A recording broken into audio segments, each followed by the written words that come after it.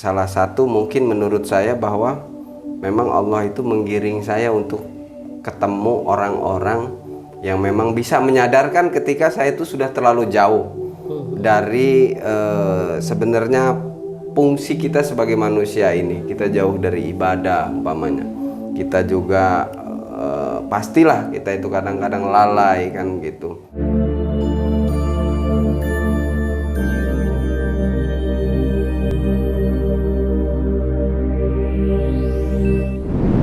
Assalamualaikum warahmatullahi wabarakatuh. Waalaikumsalam. Salam sinkronisasi dan harmoni jadi dan harmoni semesta. Ketemu lagi dengan saya Bung Tommy dari channel Intersoul.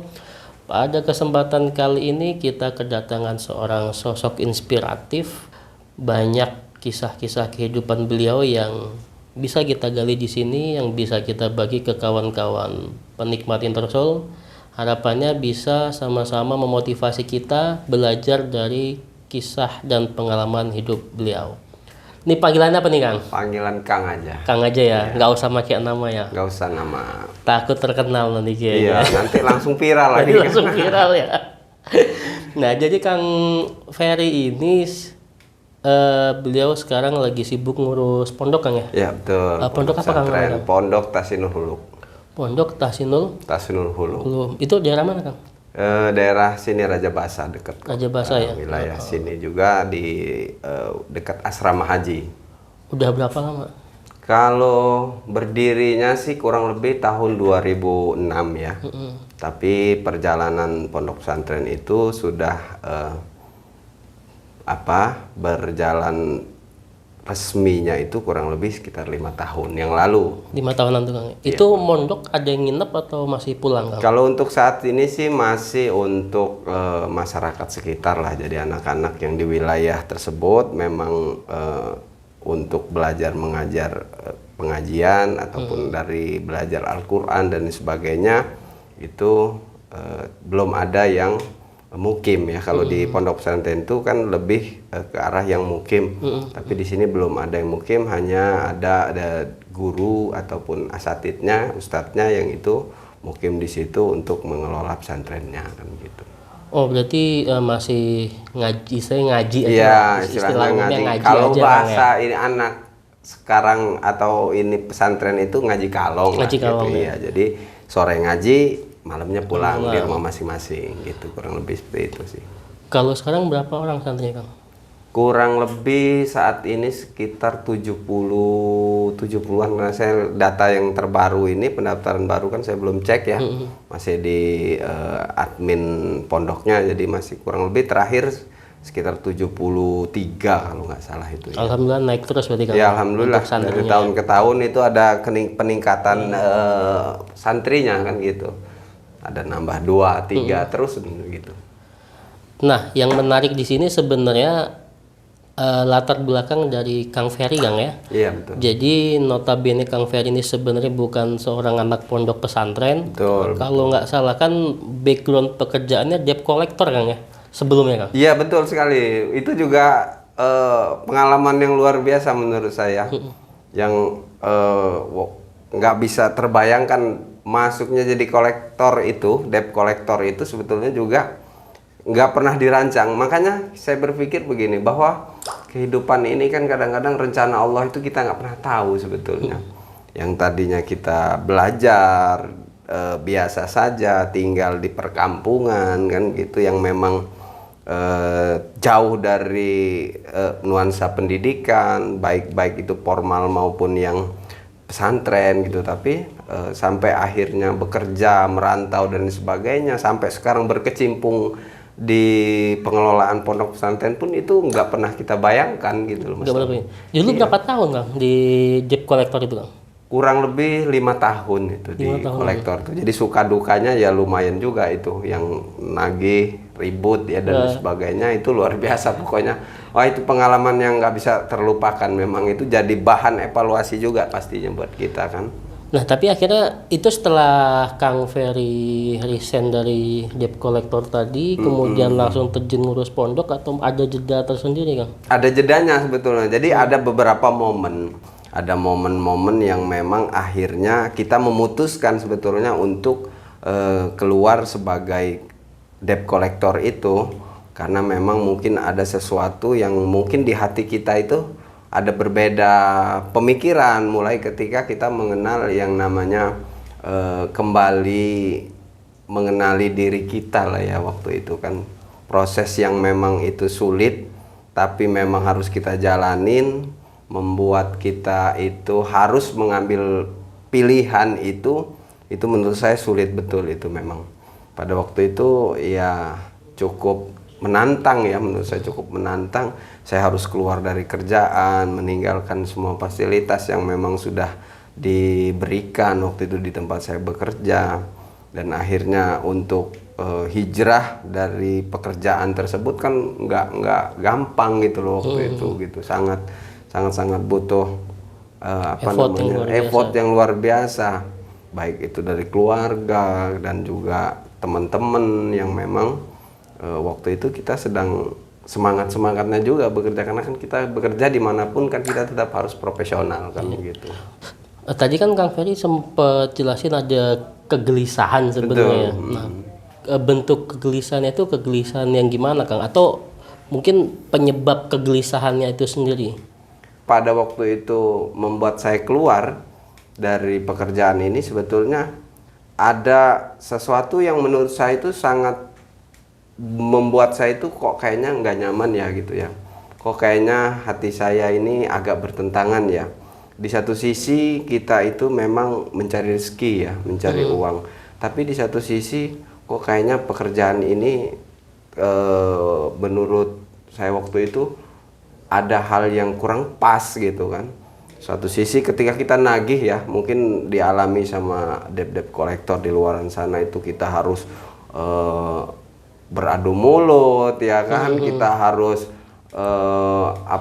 marah-marah dan lain sebagainya kan gitu. Nah di situ kan kita juga keseharian kita kok kayak bukan diri kita loh gitu loh. Kita ini ngapain sih marah-marah kan? Kita ini harusnya kan sama orang itu saling bisa berbuat baik, berbaik sangka gitu. Tapi kok di sini perilaku kita selalu marah-marah dan lain sebagainya kan gitu. Berjalannya waktu di tahun 2016 kurang lebih itu ketemu sosok seorang guru lah ya, menurut saya guru spiritual, ataupun beliau itu sosok yang memang yang nggak diduga-duga. Beliau ya bukan juga kiai, bukan juga ahli agama pada waktu itu, tapi beliau menasehati saya itu kalau sesuatu itu tidak membuat kamu tenang, ya lebih baik kamu cari yang bisa membuat kamu tenang. Pada waktu kita yang butuh cuma tenang waktu itu kan. Baik itu di keluarga, baik itu di pekerjaan. Apa sih yang kita cari dunia ini kan? Ketenangan kan.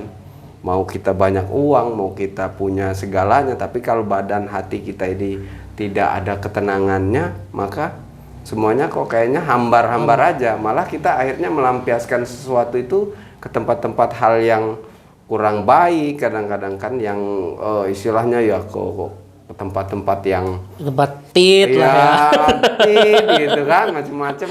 Akhirnya ya dari situ kita coba diskusi sama beliau, diskusi kayak mana ini harusnya kan begitu kan. Maka diarahkan sama beliau, coba kamu istikharah kan waktu itu. Coba kamu tentukan pilihan dalam hidupmu, apa yang kira-kira memang mau kamu lakukan, tapi didiskusikan sama teman-teman dan juga keluarga besar kan pada waktu itu.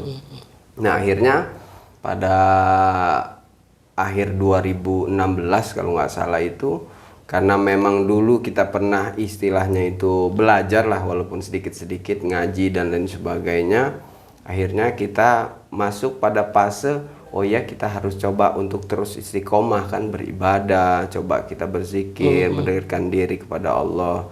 Nah dari situ kok hati semakin kayaknya memang mesti mencari solusi dari kegelisahan ini apa nih kan begitu. Maka kita ikutlah pada waktu itu majelis lah ya, ikut majelis zikir dan lain sebagainya. Nah di situ kok kita dapat ketenangan, kita dapat kayaknya oh tempat ini memang yang mungkin selama ini orang cari ya, karena yang namanya ketenangan, kegelisahan itu kan nggak bisa kita rekayasa toh, nggak bisa kita buat-buat kan. Jadi karena ketenangan itu yang bisa dapatkan kita diri kita sendiri, bukan dari orang lain, bukan dari mana, tapi kita. oh ternyata memang zikir ini yang memang bikin kita tenang.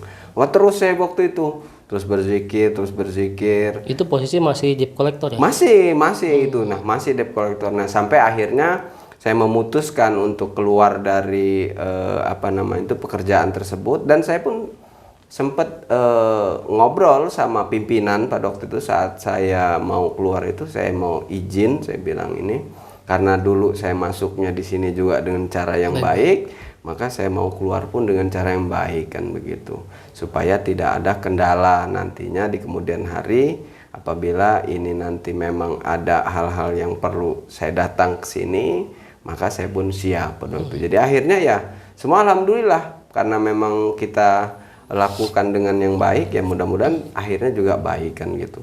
Nah, itu tadi adab juga sebenarnya ya Kang Ferry ya. Karena kebanyakan kan orang ketika dia sudah memutuskan mau resign atau keluar dari sebuah perusahaan, apalagi basicnya karena rasa nggak nyaman tadi ya. Orang kan biasanya main keluar-keluar aja tuh, nggak ada izin, nggak ada ini kan. Nah, berarti kan memang pentingnya penanaman adab itu di situ juga ya sebenarnya. Karena memang ya saya pikir pada waktu itu supaya ini bisa kita putus secara pekerjaan, boleh kita putus komunikasi, tapi silaturahim kan nggak boleh putus. Maka kata Rasulullah kan tidak akan masuk surga orang yang memutus tali silaturahim. Maka itu yang saya khawatir pada waktu itu ya. Maka sampai saat ini sama teman-teman di pekerjaan pun saya tetap komunikasi, tetap berkabar. Kalaupun mereka ada memang yang bisa didiskusikan, ya kita diskusikan masalah. Ya tetap cerita-cerita lah, artinya kan kita mengenang memori-memori saat kita sama-sama dulu di pekerjaan kan gitu, sampai akhirnya ya sampai betul-betul kita memang membangun silaturahim, menjalin tali silaturahim itu tidak pernah terputus kan begitu. Tadi kalau ketemu sama guru spiritual Kang Ferry itu sebenarnya di mana Kang? Secara tidak sengaja atau memang sudah kenal sebelumnya? Itu tidak sengaja sebetulnya. Kebetulan juga waktu itu, kebetulan mungkin itu tadi ya, mungkin karena kegelisahan kita. Jadi beberapa kejadian sebetulnya. Beberapa kejadian itu sebetulnya ini sudah, kalau saya pikir itu sudah kejadian mungkin yang sekitar 3 atau 4 kali ya. Mungkin Allah memberikan saya petunjuk ya.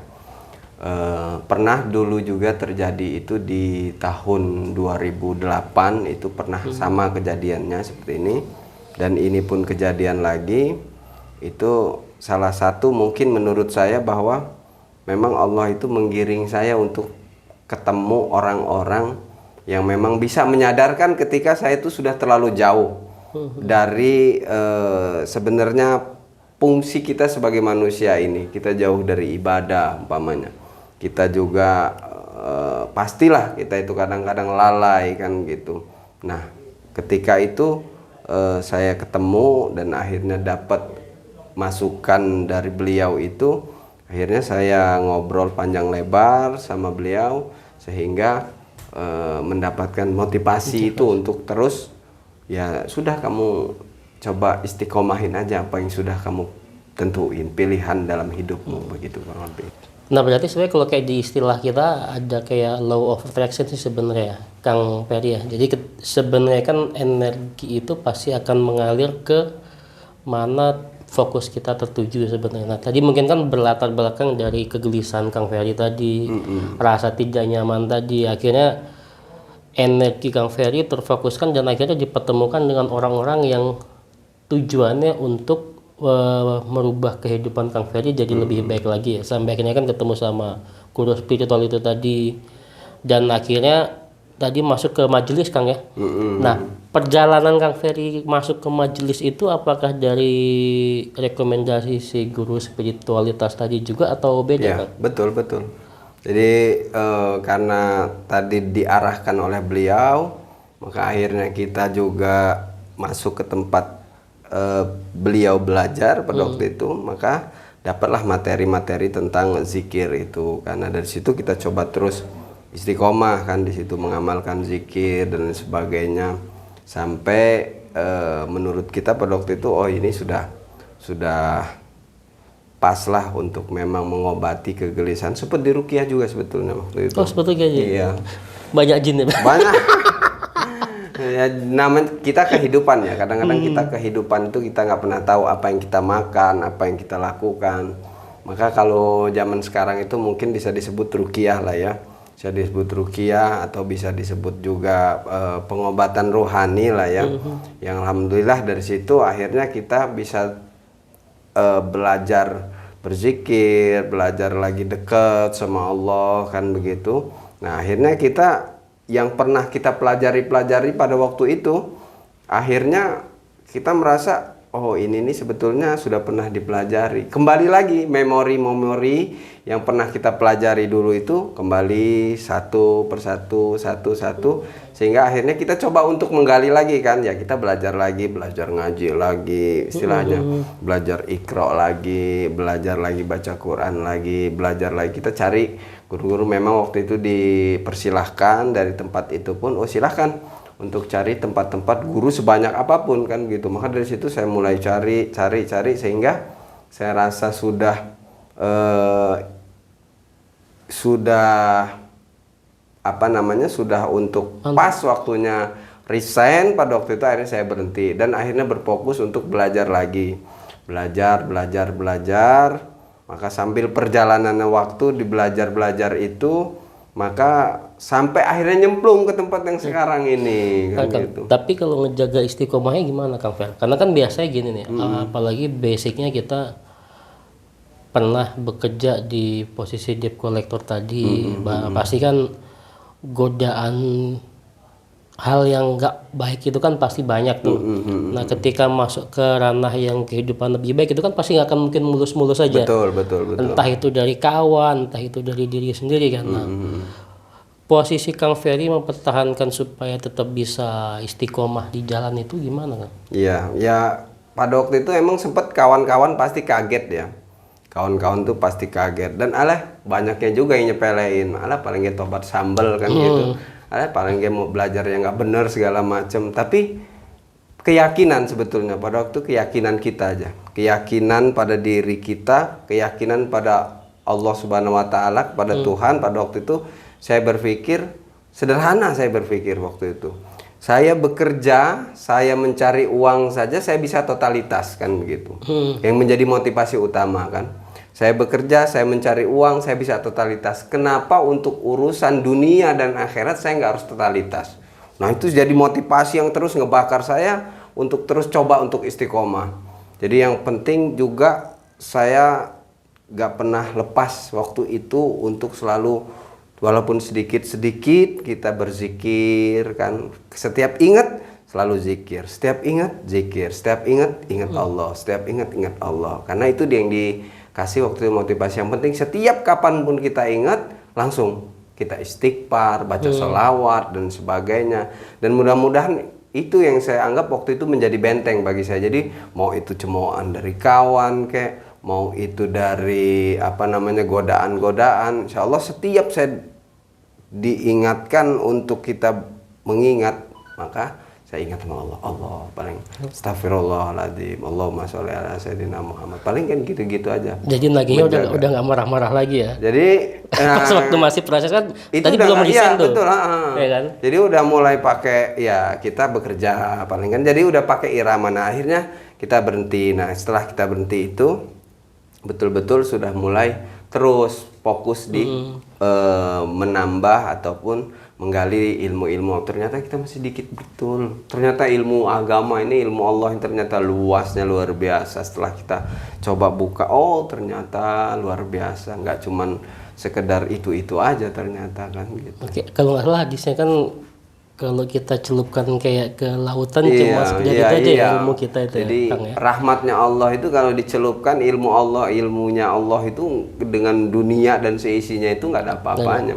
Maka itu yang terus jadi motivasi kita, terus belajar dan belajar kan gitu. Oh berarti akhirnya setelah tadi konsisten di majelis tadi, nah akhirnya Kang Ferry juga dipertemukan dengan pondok pesantren yang sekarang ini Kang ya? Ya itu pun tidak pernah ada rencana sebetulnya. Jadi semua itu ya mengalir, menurut saya itu semua mengalir dengan apa adanya.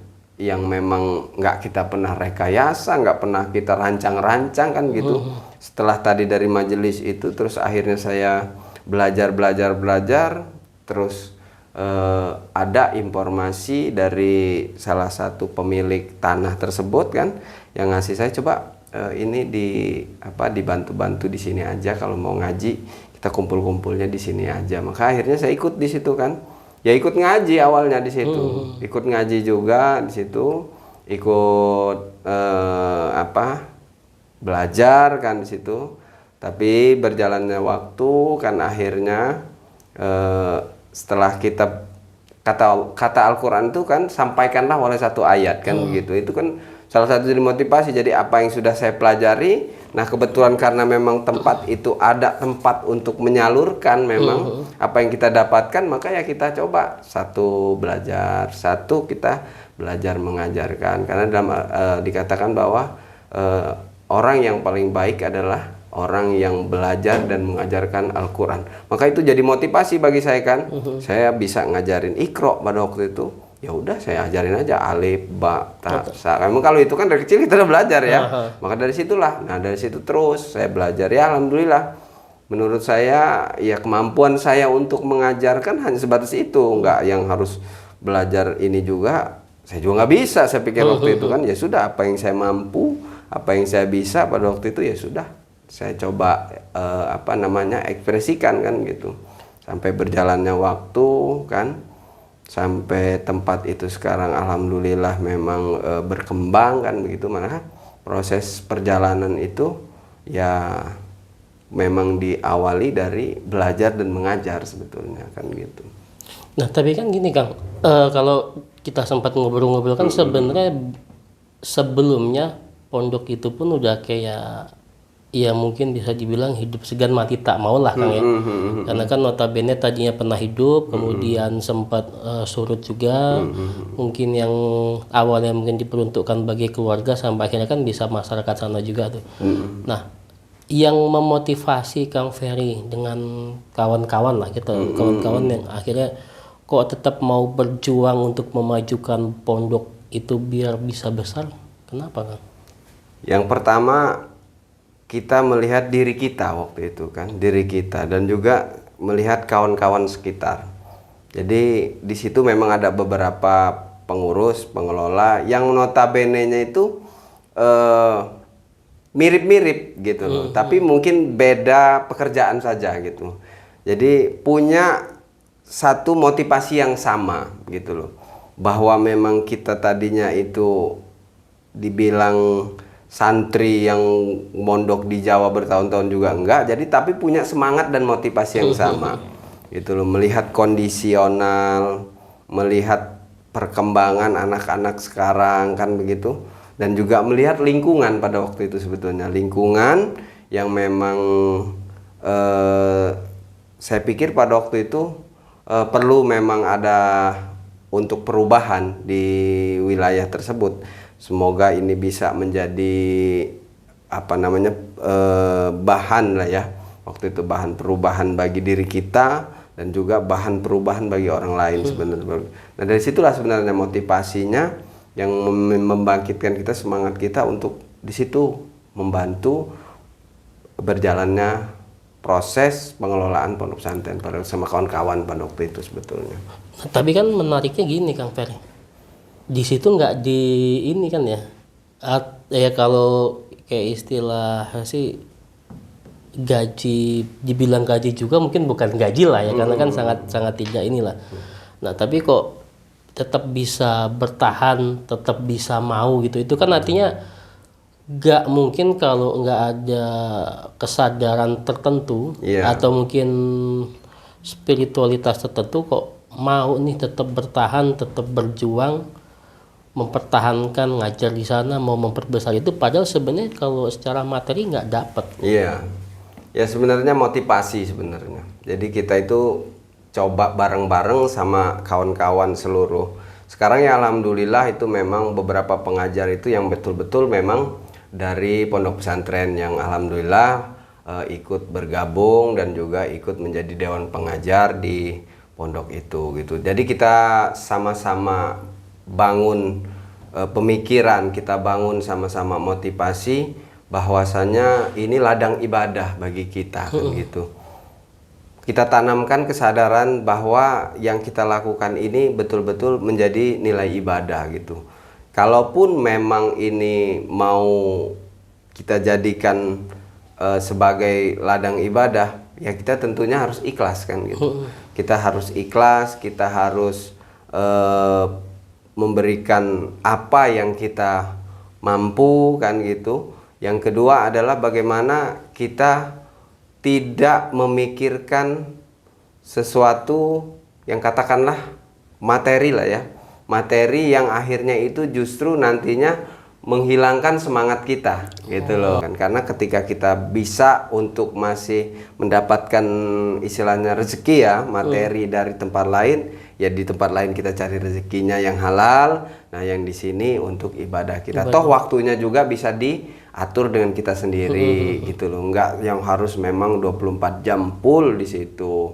Dan di situ memang anak-anak yang ngaji, di situ juga memang tidak kita pungut biaya. Kalaupun memang ada orang tua dari para santrinya itu yang ingin bersedekah ke situ, ya kami sangat terbuka. Dan juga ada beberapa memang di tempat itu yang memang kita bangun untuk usaha untuk operasional itu aja. Jadi sedikit demi sedikit, yang pasti berapapun yang kita dapatkan itulah dari usaha, dari pun sedekah, kita bagi untuk operasional dan memang untuk kegiatan-kegiatan yang sifatnya untuk kemajuan pesantren itu aja. Jadi tidak ada yang memang itu secara penuh misalnya untuk memperkaya diri sendiri ataupun dan sebagainya, enggak. Untuk ya mudah-mudahan itu jadi semangat bersama bagi kami tentunya yang sebagai pengurus dan juga pengajar, bahwa inilah kita bisa sampaikan ilmu yang memang kita punya. Di sisi lain pasti ya saya yakin itu pasti Allah kasih kok rezeki kok gitu sama kita ketika kita juga memang berjuang di jalan Allah kan gitu. Jadi tidak ada apa namanya itu sesuatu hal yang itu yang ketika Allah sudah janjikan itu akan menjadi tidak ada. Jadi pasti ada gitu. Itu saya buat keyakinan kepada kawan-kawan yang lain. Kalaupun memang kita bisa menyisihkan waktu bekerja, di satu sisi kita untuk beribadah, ya sudah semestinya memang harus seperti itu. Ya dengan cara apapun kan.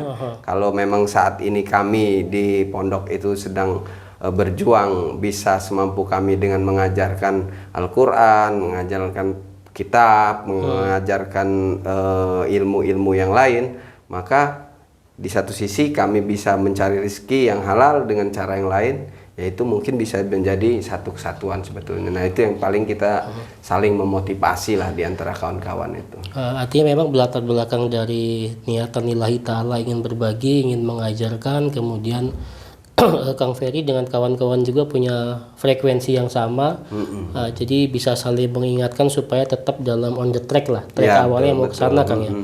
Nah terakhir Kang, pertanyaan dari saya terkait masalah spiritualitas Kang. Dari sudut pandang Kang Ferry sendiri, spiritualitas itu apa Kang? Karena sekarang ini kan kayaknya lagi era kebangkitan spiritualitas nih, digaung-gaungkan baik itu di pondok pesantren atau mungkin di tempat-tempat yang lain juga, atau ada beberapa kan orang kejawen itu era kebangkitan spiritualitas bangsa Nusantara kita nih. Nah makanya menurut Kang Ferry sendiri spiritualitas itu apa?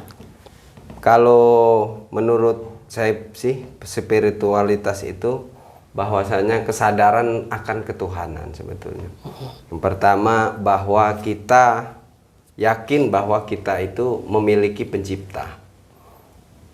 Yang kedua, bahwasanya kita itu harus menjalankan apa yang sudah dilaksanakan, yang sudah diperintahkan kan gitu.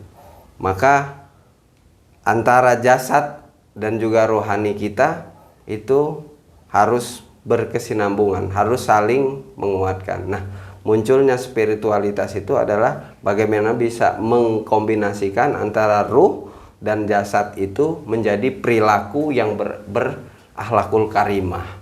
Itu yang menurut saya. Mantap Kang Ferry. Terima kasih nih Kang Fer Ya, untuk sama-sama. sesi sharing kita kali ini.